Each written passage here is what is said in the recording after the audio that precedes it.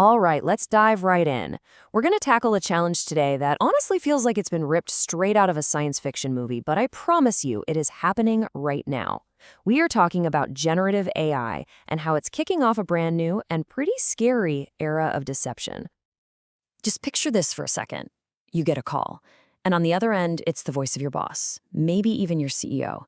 The tone is super urgent, the request seems simple, and the pressure is definitely on. It's me. Why are the funds now? It sounds exactly, and I mean exactly like them. You'd probably act, right? Of course you would. But what if it isn't them? See, we've just walked into a world where generative AI can fake voices, faces, and writing so perfectly that our own senses, the very things we count on to figure out who to trust, can now completely betray us. And you know, that urgent phone call, that's not some hypothetical scenario. It's a real-world threat. It's called a deepfake attack, and it's really just the tip of the iceberg of how AI is being weaponized to exploit the most vulnerable part of any security system, plain old human trust. So what exactly is a deepfake? I mean, we're not just talking about some funny face swap app on your phone. No, this is sophisticated AI-generated media. Video, audio, you name it, that can convincingly imitate a real person's face, their voice, their mannerisms, often to the point where it's literally indistinguishable from the real thing. And the threat doesn't stop with just what you can see and hear, not even close. The very same technology can pump out flawlessly written text. We're talking emails, reports, social media posts that read like they were written by your closest colleague, but they're hiding manipulated facts or really dangerous links.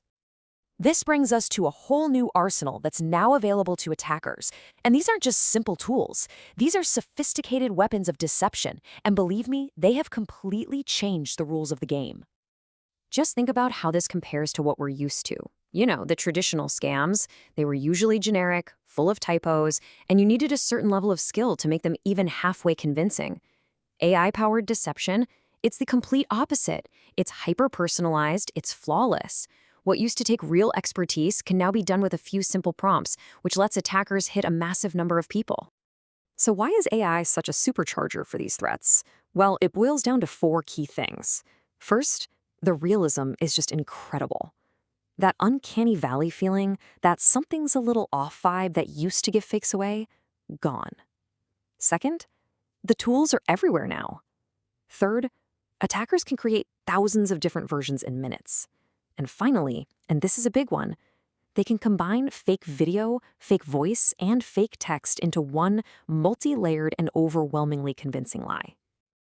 All of this leads to a pretty critical realization. We are not just looking at another small step up in cybercrime. No, this is a fundamental shift in the entire threat landscape. It's amplifying deception on a scale that we have just never seen before. And this right here is the core of the change. The amount of skill you need to launch a really sophisticated attack has just plummeted. AI has basically democratized deception. It's put these incredibly powerful tools for creating perfect, personalized attacks into the hands of pretty much anyone who wants them. So how does this actually play out in the real world? Okay, imagine this kind of layered attack. First, you get a hyper-personalized email. It mentions a project you are literally working on right now. It has a link to a perfectly forged report. Then, just as you're looking at it, your phone rings. It's a deepfake voice call from a colleague pushing you to take immediate action based on that fake document. I mean, how many of us could really resist that kind of pressure? The end result of all this is, well, it's profound, and it's deeply unsettling. We are facing a potential total collapse of our trust in what we see and hear online. As UNESCO points out, when video and audio and text can no longer be trusted as actual evidence, it becomes a systemic risk to our entire society. But here's the most critical part, the thing you have to understand. The ultimate target of this technology, it's not your computer network. It is the most complex and vulnerable processor of them all, the human brain. This is an attack on psychology, on trust, and on our own cognitive biases. See, AI isn't just faking content. It's using data to create psychologically powerful lures. It can scan your social media, figure out your role at work, and then create a message that's perfectly tailored to you. It exploits your trust and your sense of familiarity to completely lower your guard. And it can test thousands of these messages to find the ones that work best. And hey, don't just take my word for it. The cybersecurity leader Trend Micro says that generative AI will not only create flawless phishing lures, but will fundamentally weaponize trust for cybercriminals. That's a powerful statement.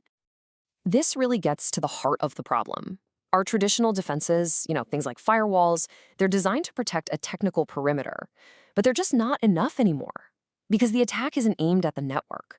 The new attack surface is the human perimeter. It's our psychology, our social connections, and our very instinct to trust one another. So, faced with this new reality, our old security models they're not going to cut it. We are being forced to completely rethink what digital trust even means and how in the world we're going to defend it. This lays out the huge mindset shift we all need to make. Our old assumptions are now our biggest liabilities. We used to trust our eyes and ears. Now we have to assume that any audio or video could be a fake. We used to look for red flags like typos. Now AI-generated requests are perfect. We thought technology protected the perimeter. Now we have to understand the human is the new perimeter. And maybe most importantly, trust can't be our default setting anymore. It has to be actively and explicitly verified. So what's the game plan? Well, there's no single magic bullet here. It's more like a three-legged stool. First, we need technical solutions, like tools that can verify where a piece of content actually came from. Second, we need human solutions. That means training all of us to recognize these sophisticated new tricks.